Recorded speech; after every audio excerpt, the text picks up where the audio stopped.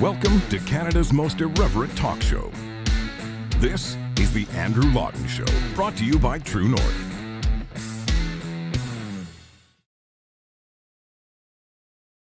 Hello, everyone, and welcome to you all. This is Canada's most irreverent talk show here on True North, the Andrew Lawton Show. I don't know if it's the same for you. I got this little monitor. So a lot of people sometimes comment on the show about why I'm always looking over this way. And it's because normally the monitor that is connected to the computer that all the stuff is plugged into is over there. So if I'm like calling for a clip and then I look over awkwardly, it's because I'm trying to figure out if the clip is playing. So I got a new little toy, which is a monitor right in front of me. So it looks like I'm staring at the camera, but I'm actually staring at myself right now on a screen. And my cheeks look really, really red. And I'm trying to figure out, because this is the first day I'm using it, if my cheeks are just really, really red today, or if I am just like on this monitor, the red setting is just like completely flared up. So if I do look red, no, I haven't gotten a sunburn. I actually have no idea why. Maybe it was too much of that wine from yesterday's taping. Because yesterday we were just like thumbing our nose at the World Health Organization and having a glass of wine during the show. I had a tweet from someone, I think it was last night, it might have been this morning or last night, I can't remember, saying, "Are you going to drink during every show now?" And no, I wasn't intending on starting like a new foray into live real-time alcoholism. And maybe I should. If you guys all have to drink to suffer through me doing the show, maybe it's only fair that I join you in a beverage. But no, that was a one-time gag, as we say. But it is good to talk to you. It is Wednesday, May 10th, 2023. We are going to be talking in this program with Brian Lee Crowley about Canada's increasingly strained, but not really, relationship with China. Canada has finally expelled the so-called diplomat at the heart of the allegations of China trying to intimidate Michael Chong's family. This is the Conservative member of Parliament and longtime foreign affairs critic. Also going to be talking this show about the new redesign of Canadian passports. And this is, I think, just a great quintessentially Canadian story. You have all for the last year people lining up and at the beginning of the year, either not able to travel, at the beginning of 2022 because of vaccine mandates, and then finally travel mandates are lifted, and the big issue is that no one can actually get a passport to go anywhere anyway. And the government's grand solution to this is to put this like terrible artwork on each passport page to redesign the whole thing. Talk about putting lipstick on a pig. But I also want to talk about independent media, and I hope you'll forgive if this sounds like a bit of an indulgent segment, because obviously True North is very much affected by these overarching trends in the media world. But there was a bit of a Twitter bombshell yesterday in former Fox News Channel personality Tucker Carlson, who has been, for as long as he was on air at Fox, the absolute undominated king of cable news ratings pretty much every single day. And Tucker Carlson made an announcement that he is moving his show to Twitter. Take a look at a bit of that video. Hey, it's Tucker Carlson. You often hear people say the news is full of lies, but most of the time that's not exactly right. Much of what you see on television or read the New York Times is in fact true in the literal sense. It could pass one of the media's own fact checks. Lawyers would be willing to sign off on it. In fact, they may have. But that doesn't make it true. It's not true. At the most basic level, the news you consume is a lie of the stealthiest and most insidious kind. Facts have been withheld on purpose, along with proportion and perspective. You are being manipulated. How does that work? Let's see. If I tell you that a man has been unjustly arrested for armed robbery, that is not, strictly speaking, a lie. He may have been framed. At this point, there's been no trial, so no one can really say. But if I don't mention the fact that the same man has been arrested for the same crime 6 times before, am I really informing you? No, I'm not. I'm misleading you. That was part of a nearly 3-minute-long video, which right now let me actually check now. I checked an hour ago, but I suspect it will have changed by now. A video that it has changed. Nearly 23 million views on Twitter. Nearly 23 million views. Now, this is a just an insane number of video views, which might not even be all that surprising to a lot of people if you know that there is a tremendous level of interest in Tucker Carlson. You looked at, I actually should have pulled this up, but if you were to look at cable news ratings yesterday, you'd see that the top-rated program on whatever station probably had, 2-3 million views on cable news. Nowhere near what Tucker got, even in the first couple of hours of that tweet being up. And I mean, I have never, have I met Tucker? I don't know. I've corresponded with him in the past, years ago. I don't know Tucker well. I know Mark Stein, who's been on the show, knows Tucker Carlson very well, and he is as a genuine and funny a person off air as he is on air by all accounts, and he's passionate about what he does. And all of these little leaked videos that are being posted of him talking to his staff and guests off camera by like Media Matters, which is the left-wing hatchet mill in the U.S., they all make Tucker look better than, because they all sort of just humanize him and show him to have a sense of humor. So these big like hot mic bombshells are actually just like Tucker making a joke that 95% of people in North America would find funny, which is why his show is as popular as it is. But all of that is to say that it's not just about one person. Tucker Carlson is making a point in that video that the mainstream media cannot be trusted, to which you might say, big whoop. We already knew that. But it shows that even among some places that you might think of as being on side for you, places like perhaps Fox News, there are forces that are working against your perspective, or at the very least framing everything in a way that perhaps you don't know it's being framed. And the reason I think that's so important is because Tucker is actually holding up a mirror to himself here. When he's saying, don't take my word for it, he's not just saying, don't worry about what Brian Stelter and Don Lemon say. He's actually saying, don't trust him without doing your due diligence. And I say the same to me. I mean, I don't want this to be the only source of media you consume. Maybe I want it to be the one you consume the most frequently. But the great thing about independent media, and the reason why people like the Western Standard, Western Standard's not a person, but the people at the Western Standard, the people at Rebel News, before they became just an American clickbait mill, the people at the Post Millennial, when all of these outlets have generally gotten along in Canada, it's because we aren't really competitors as much as colleagues. My view is that a lot of the people that watch this show will watch Ezra's show, will watch Derek Fildebrandt's live streams, will read, whatever at these different platforms. And I encourage that. I want people to cultivate a wide array of perspectives. There's a reason, we do Fake News Friday, but it's actually a very healthy thing for us to do, because to do Fake News Friday, I have to watch CBC, and it's probably why I deserve a bit of a raise. So if you're watching True North Management, the CBC is like warranting danger pay on my part. Send me to Afghanistan or send me to Albania, send me to Kurdistan, whatever. But if you're going to make me watch CBC, I need to get some more money out of this deal.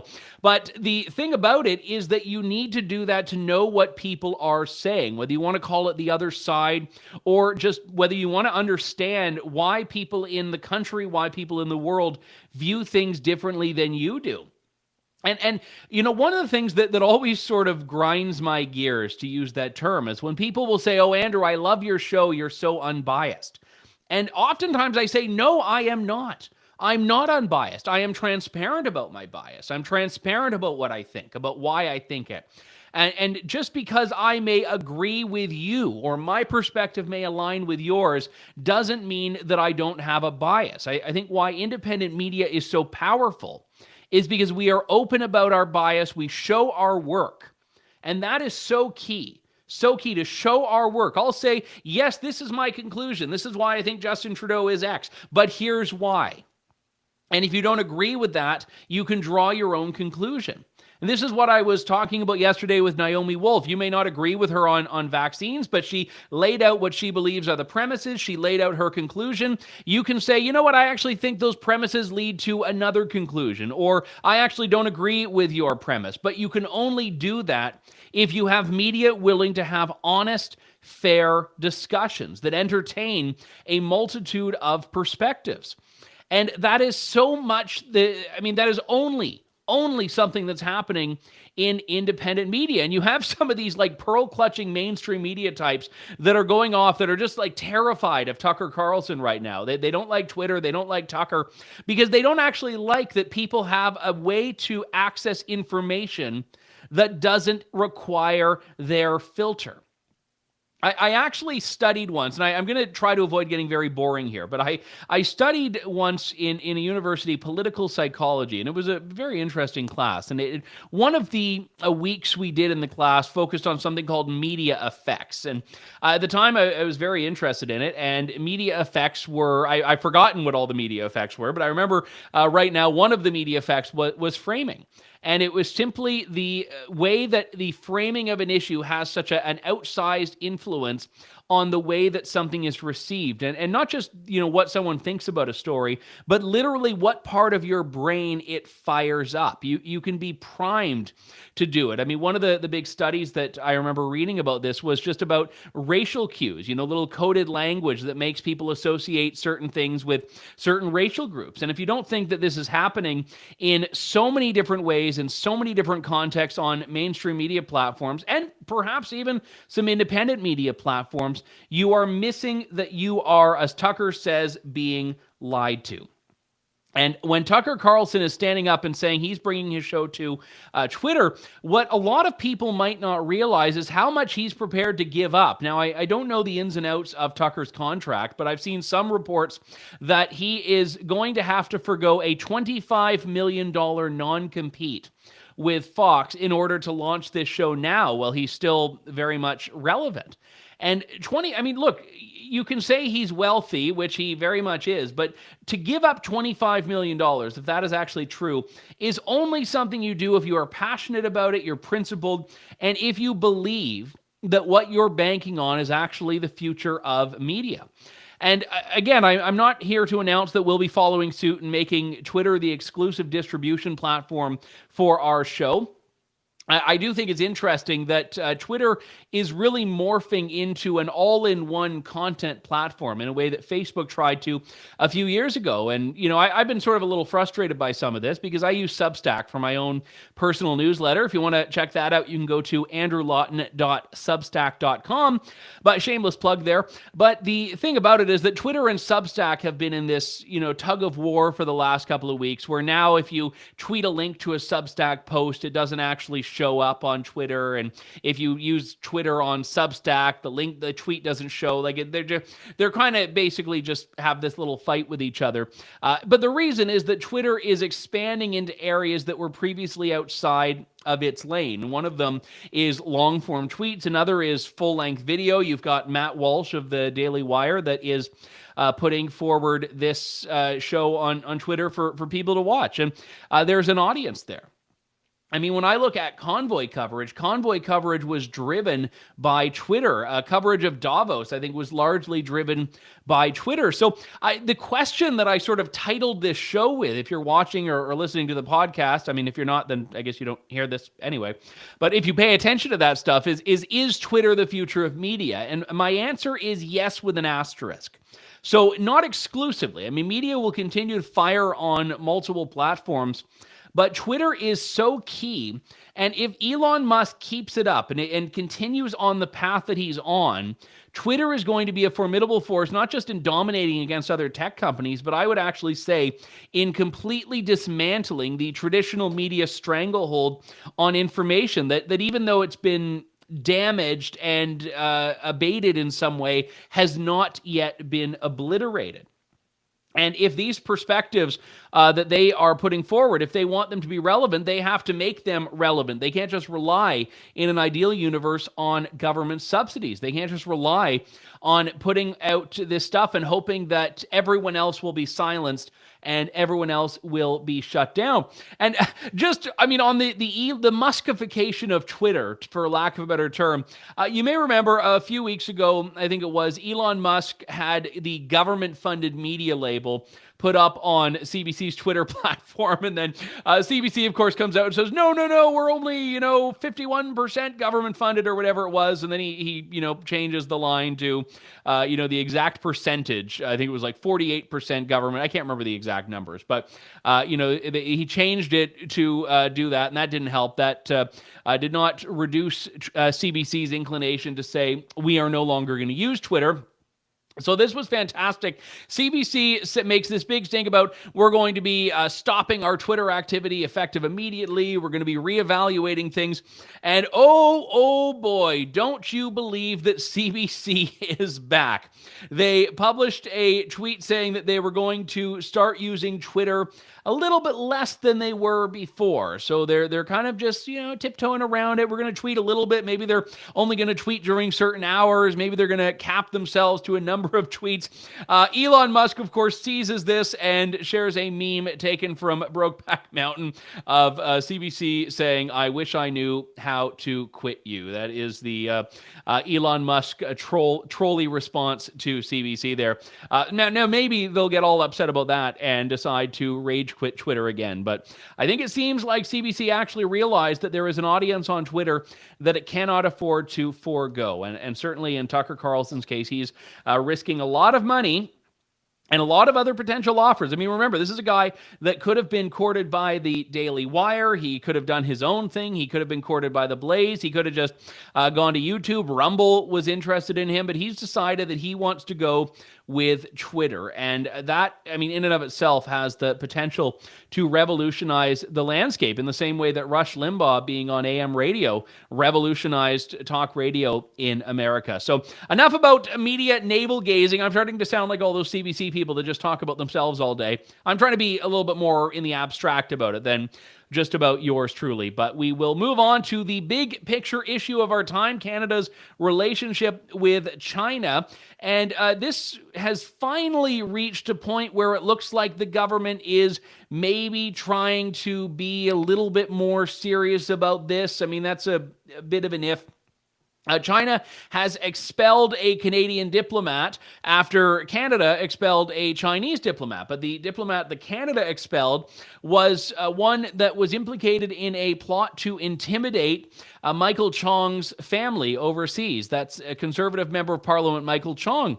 And the Liberals still need to answer for a few aspects of this, such as, exactly how much they knew, why Michael Chong wasn't informed of it until this week, why the intelligence reports that said this was known a year ago never managed to make their way to the person who was the subject of them, and why Justin Trudeau claims that he had no idea, but everyone around him seemed to. It's a bit of a weird dynamic there, in which I think, Canada has more to answer for than China.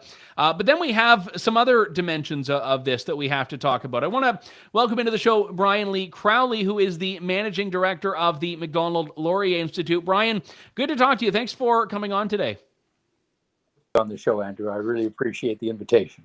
Well, let's start first off with the idea of, Canada and China, which is, I know, a big question, and the idea that, this stuff was known, it was in the intelligence community, the National Security Advisor knew about it, and then only this week do we get this expulsion of a Chinese diplomat that was, again, not just, representing China, but doing so in a way that was very much working against Canada. Well, look, you're absolutely right that, a lot of people in the media seem to be giving the impression that this is something that's been known for maybe a week. But on the contrary, this was in reports from CSIS, reports that reached the political level, that reached the National Security Advisor to the Prime Minister, that said that there were Chinese diplomats in Canada working to intimidate an elected member of Canada's Parliament. And it's only now, 2 years later, that we're taking action. And of course, the Prime Minister, having kicked a diplomat out, in my view, not because he thought that it was important to kick the diplomat out, but because he thought it was important to respond to public opinion. Once it became known, he said, "Well, I guess I better take some action." But the fact is that the people, at least the people around him, if not the Prime Minister himself, knew all about this 2 years ago. And the fact that it's taken them this long to react, to say to China, you can't actually ask us to accredit diplomats to represent you in our country and then have them break our laws, try and intimidate our elected representatives, and we're not going to allow that. Your diplomats who do this are going to be sent home.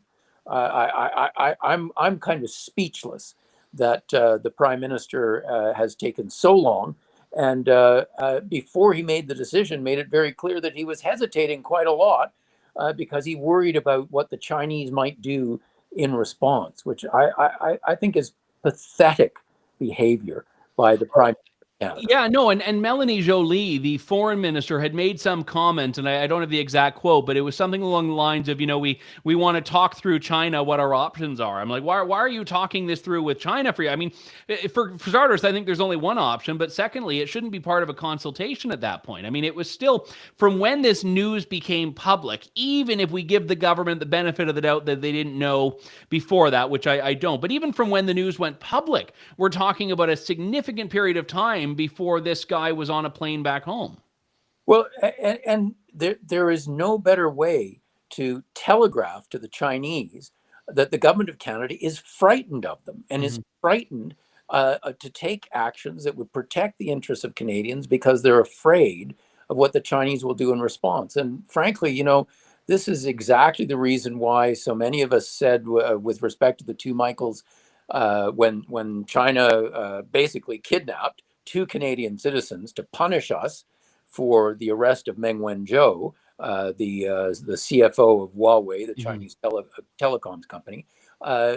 We were saying to the government of Canada over and over again, don't let this affect the way that you behave towards China. You cannot say to China, well, as long as you're holding two of our citizens, we won't do anything that upsets you. This is exactly why countries say, for example, they won't negotiate with terrorists, because as soon as you say, oh, you're going to hurt my people, well, then I will do whatever you tell me to do. You create incentives for bad actors to do bad things because they know that you will let them get away with it. And so, the whole behavior of Canada, not just towards this diplomat who was intimidating Michael Chong through his family, but the behavior with respect to the two Michaels and many other ways, we have sent the message to China, you can walk all over us and we will do everything we can to avoid responding. I want to put a picture up. This was a picture tweeted by the royal family on May 5th, shortly before King Charles's coronation. And it says the king meets with Commonwealth leaders at Marlborough House. His Majesty is head of the Commonwealth, a voluntary association of 56 independent and equal countries. And if you look, I'm not going to get you to zoom in, but if you look through the picture, you see His Majesty the King, you see the Prime Minister of Australia, the Prime Minister of New Zealand, the Prime Minister of the United Kingdom, leaders from the Caribbean and Africa and in the Commonwealth realms in Asia. Nowhere in that picture is any Canadian delegate, and that includes Justin Trudeau, who was at the time on his way or speaking at the Liberal convention. But then you juxtapose it with this. This is a picture from a panel discussion with Harjit Sajjan, formerly the defense minister in Canada from the Liberal convention, that says, everywhere we go, meeting our partners, helping those in need, and protecting the vulnerable, there's always one message: we need more Canada. And the message there is that the world needs more Canada. So I like the juxtaposition of the world needs more Canada and Justin Trudeau skipping the Commonwealth meeting. But there's a serious point in that, I think, Brian, which is that the Liberals generally talk about this very lofty and aspirational place for Canada in the world. But when you get down to brass tacks and you talk about the situations that matter, where a decisive position is expected of Canada, like on China, they're nowhere to be found. Well, Andrew, I think this is absolutely right. The government of Canada always prides itself on being a calm, reasoned voice of diplomacy and so on. But people forget that diplomacy isn't an end in itself. Talking is not an end in itself. A country must effectively defend its real interests. And, simply saying, well, we're friends to everybody likes Canada. So, as long as we're here, everyone will behave themselves. It's complete rubbish. The Chinese laugh up their sleeve at this kind of rhetoric, because they are completely unapologetic about defending their interests. I mean, that's what we're discussing here. They say to their diplomats, you're in Canada, make sure that you punish Canadian politicians who do anything contrary to China's interests. Now, I'm not saying that we should behave that way in China. What I'm saying is China makes no bones about the fact that the purpose of their diplomacy is to defend the interests of China completely unapologetically. And Canada's response is, oh, well, we don't want to offend you. So even though you've done things that break our law, that break the Geneva Convention, that are completely inappropriate for your diplomats, let's have a conversation about how we might, resolve this problem. I think that this simply encourages the Chinese to think that Canada will not do anything to protect its own interests, and therefore China can walk all over us. Yeah, and I think it was noteworthy whenever the AUKUS alliance came to fruition between the UK, the US, and Australia, that this wasn't really a new partnership. It was the Five Eyes minus New Zealand and Canada. And I think New Zealand is well known, especially among Indo-Pacific countries, to be very pro-China relative to other Western nations. And then you had Canada. And when people were pointing out, why is Canada excluded from this alliance? It was, well, it's mostly about nuclear submarines. We don't have any of those. And there were a lot of excuses for why Canada didn't need to be involved. And then you fast forward to this week when the Trudeau government decides it needs to get tough on China. And a story in the Globe and Mail: Canada seeks to join non-nuclear pillar of AUKUS alliance. So this thing that the government said we didn't really need before is now a big part of our China strategy somehow. Well, it's interesting that you talk about AUKUS. I think this is a terribly important organization, and I think the reason why Canada is not at the table and is, that this organization has been founded, it's been started. Australia, the United Kingdom, the United States are spending billions of dollars to prepare themselves for this partnership, to stand up to China in the Indo-Pacific. Why was Canada not there? Well, I think part of the answer is to be found. You might remember, Andrew, that just a few weeks ago, a Massachusetts National Guardsman released a whole bunch of secret national security papers from the United States government.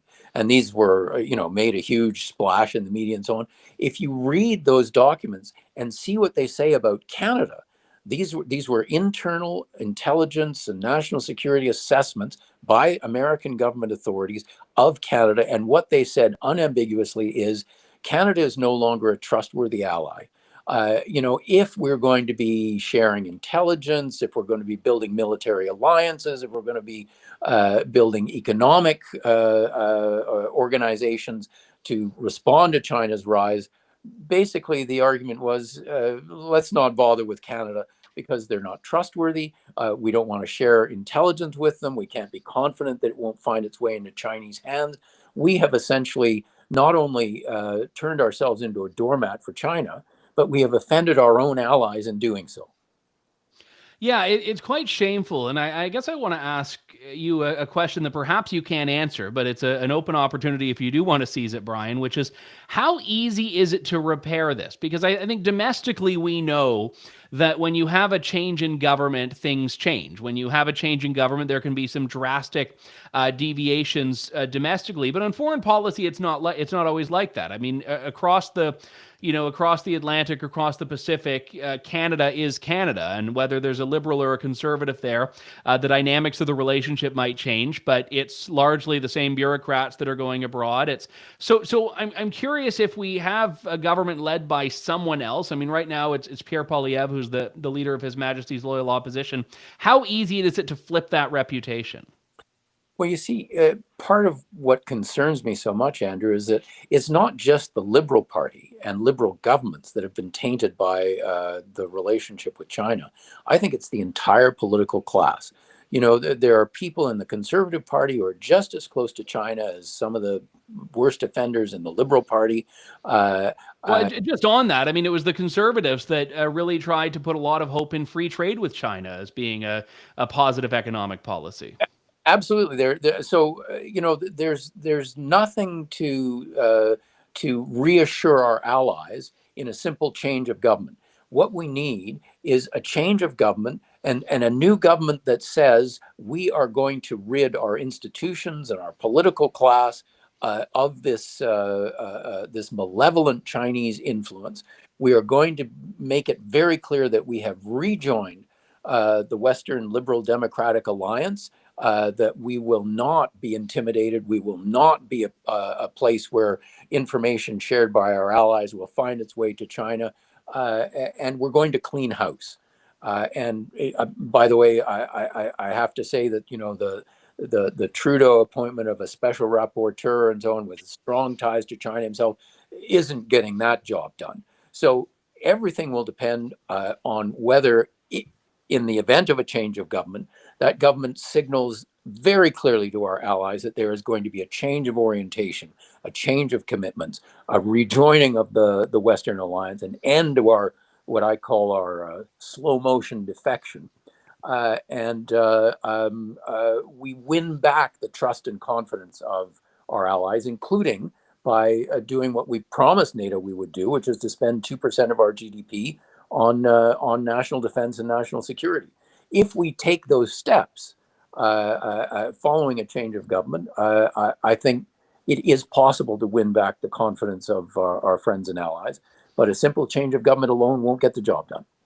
Brian Lee Crowley, Managing Director of the Macdonald-Laurier Institute. Always a pleasure, sir. Thanks for coming on today. I'll look forward to the next time, Andrew. Thank you very much. And there will certainly be a next time. You can catch up with Brian and many of his colleagues' fine work over at the Macdonald-Laurier Institute website.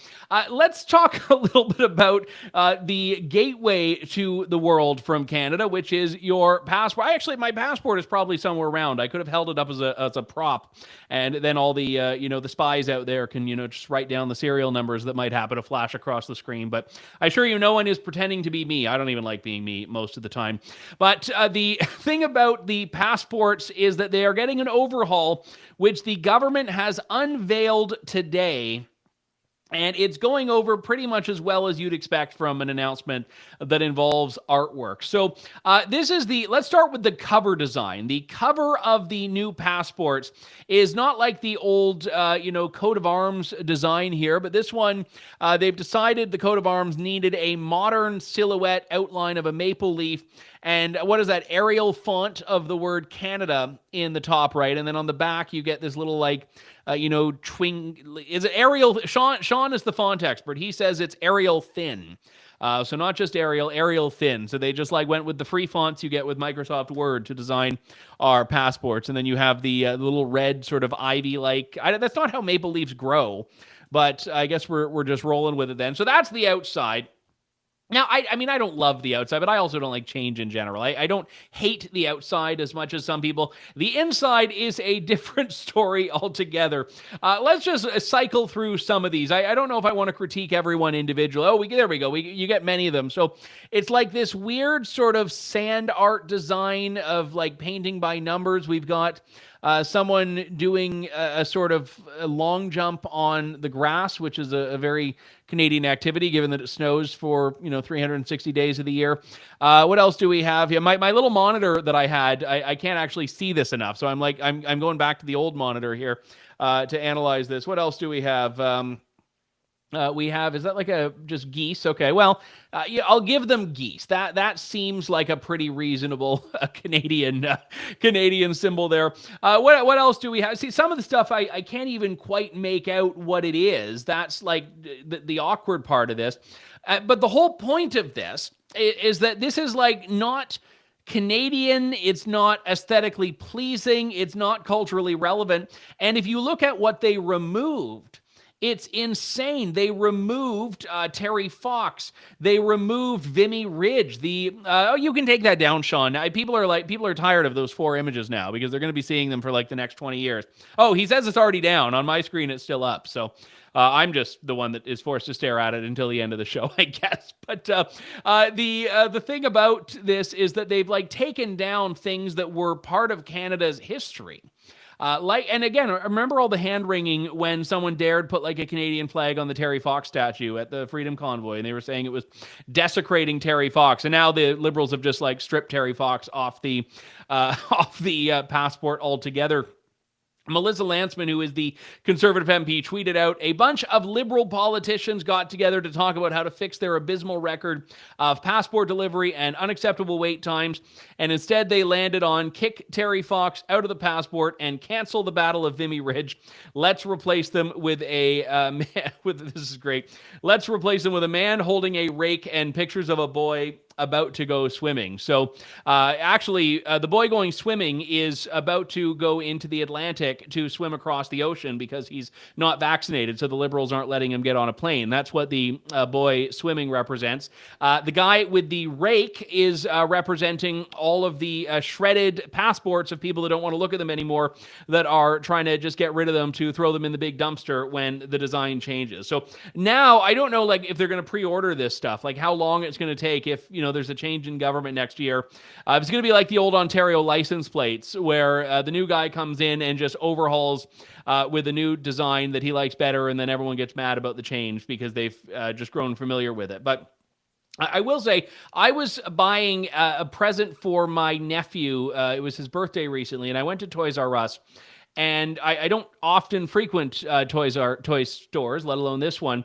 But what struck me is that in this like little potted plant right in front of the toy store, there was a mother goose and her goslings, I think they're called, right? Not like Ryan Gosling, but is it goslings? Yeah. Sean says it's goslings. I'm not this is what happens when you don't commune with nature as one should. Maybe I should spend more time with the Canadian passports. But, and there was like a father goose, I presume. I mean, you never want to be, he could have been gender non-binary, but I believe a father goose standing guard, which is a familiar sight, because whenever there's a mother goose, you got to run because there's a father goose nearby and they will like dive bomb at you. I once had to kick one in Detroit because he was flying at me. But nevertheless, the thing about this is that they had like sort of just ceded this area to the geese. Like the geese won. And instead, they had like set up all this caution tape and put signs so you couldn't actually go in the store the way you normally would. You had to like walk around. And this is what happens. When a goose decides that they are going to camp out somewhere, we all just capitulate because the geese actually run the country. And sometimes when you look at, for example, what the Liberals passed at their convention, you'd wonder if the geese would do a better job than some of the people involved. But all of that is to say, I'm actually prepared to say the goose should be on the passport, even if we don't like them. They are generally our overlords. But then, yeah, like the guy raking and the guy swimming, and there's like a weird. Maybe we put them back up there. Page 36 specifically, 36 and 37 on the passport. There's like a polar bear on the right. And on the left, there's like it's like a penguin, but it kind of looks like a ladybug. And if you tilt your head ever so, it looks like the Hunchback of Notre Dame. So, and then underneath him, there's a fish. So it's probably a penguin and not Quasimodo. But the whole point is, I actually wonder if AI could have done a better job at a fraction of the price to the federal government. Just to like play around, I tried to spit out a couple of AI generated images, and they all looked like very weird, like Soviet passport designs, which, maybe these days is more accurate. But anyway, that does it for us for today. We will be back on Friday with more of Canada's most irreverent talk show on True North. This is the Andrew Lawton Show. Thank you, God bless, and good day to you all. Thanks for listening to the Andrew Lawton Show. Support the program by donating to True North at www.tnc.news.